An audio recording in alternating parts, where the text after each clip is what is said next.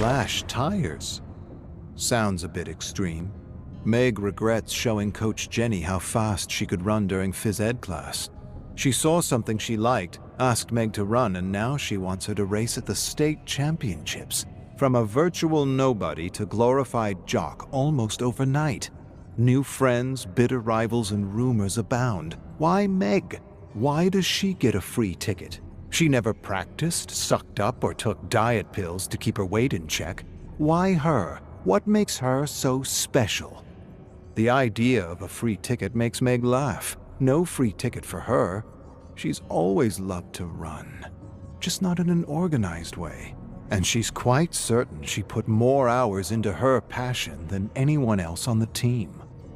The team dresses Meg up in a bandit costume with black and white stripes, like a criminal in a silent film. It's so stupid she wants to scream. Two team members argue over the costume and finally decide on dropping the cliché bandit look for a more contemporary supervillain costume. They make a mask and tell her to slash tires near the police station. Then they exchange anxious looks with one another. Sounds less like initiation and more like a way to get her off the team and into a prison cell. Dana gives her a strange look, a dirty look. Seems like she has an upset stomach, gas even. She hates Meg for beating her time and probably wants to see her locked up. The rest of the team thinks up supervillain names for Meg: Street Rusher, Super Blaster, Dare Diva, whatever. They're all stupid. Just choose a name already. Dare Damsel Meg bolts through the streets, stirring up laughter and attention. She feels stupid and scared at the same time, lurking about in her supervillain costume.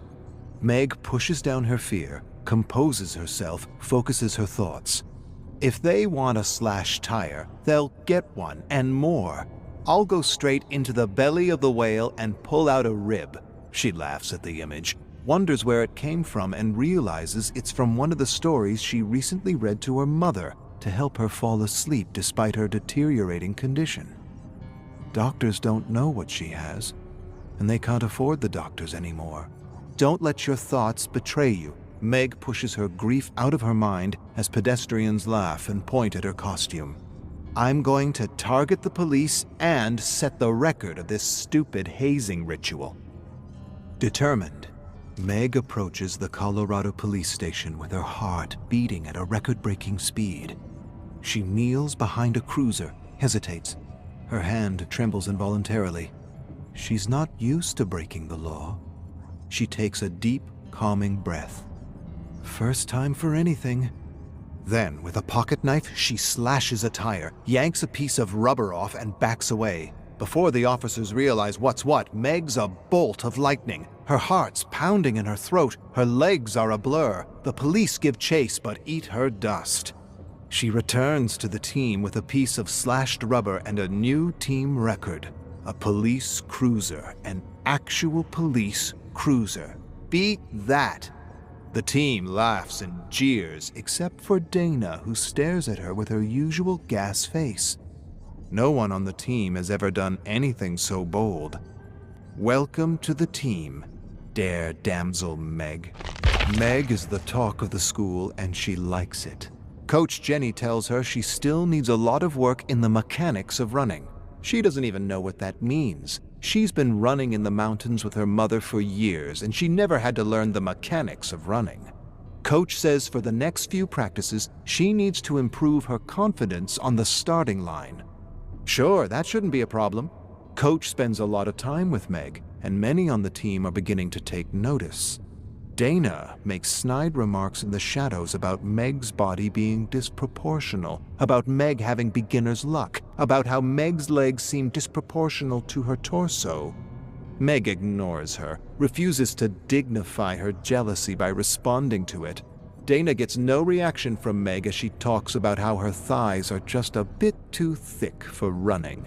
Dana gives her that stupid gas face. Meg glares at Dana with a flood of expletives she wants to unleash. "You'll eat my dust soon enough, wench!"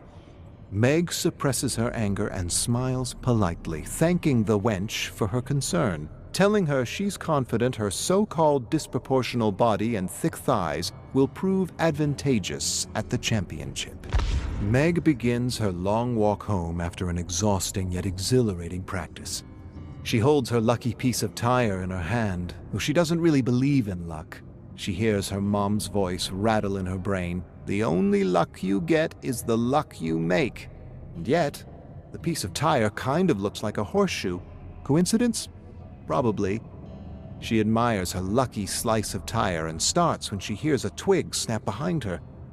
Before she realizes what's happening, she's thrust to the ground by a shadowy figure who stomps on her ankle. Terrible pain shoots up her spine, and she screams for help as the shadow bolts away. Meg screams in agony as she desperately scrambles to her feet. As soon as her wounded foot touches the ground, another sharp pain rushes through her like wildfire, and she collapses. She closes her eyes, gathers herself, suppresses her pain, and reaches around for something, anything, to support her weight. A moment later, she grabs a thick, gnarled branch and shrieks as she forces herself to stand. Every step home is like a hammer smashing at her ankle.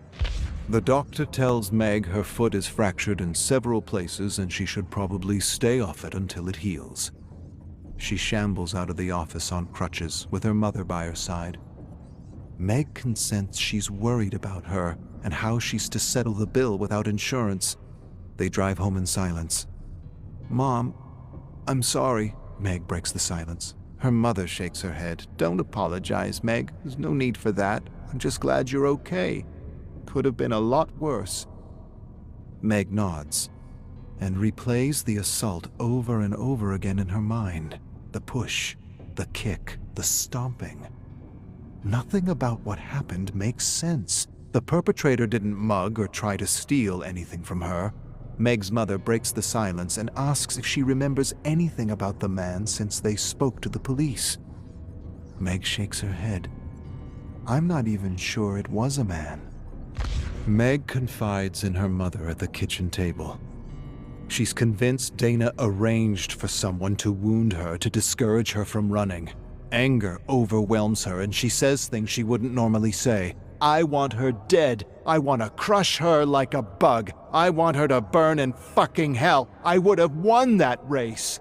Her mother listens to her without judgment and waits for her to calm down. "You're very upset and I understand, but don't. Don't stoop to her level. Don't let her turn you into what you're not. You want revenge? Best revenge is success. Let her know you're the best, even at your worst, and that will be her worst freckin' hell." Meg narrows her eyes on her mother. Her mother squeezes her hand. "If you think you're beaten, you are. If you think you can't, you can't. Life's battles aren't won with speed and strength, but mind and will." Tears fill Meg's eyes. Not because of her mother's advice, but because she knows her mother's days are numbered. And this is probably one of their last be-positive pep talks. Her mother hands over a box she pulls from under the table. Meg lifts the lid to reveal a black dress unlike anything she's ever seen or worn. Before she can say anything, her mother laughs. "Not only will you win, but you'll be the jewel of the after-party." Meg feels a lump growing in her throat. "Don't lose all your strength focusing on the negative."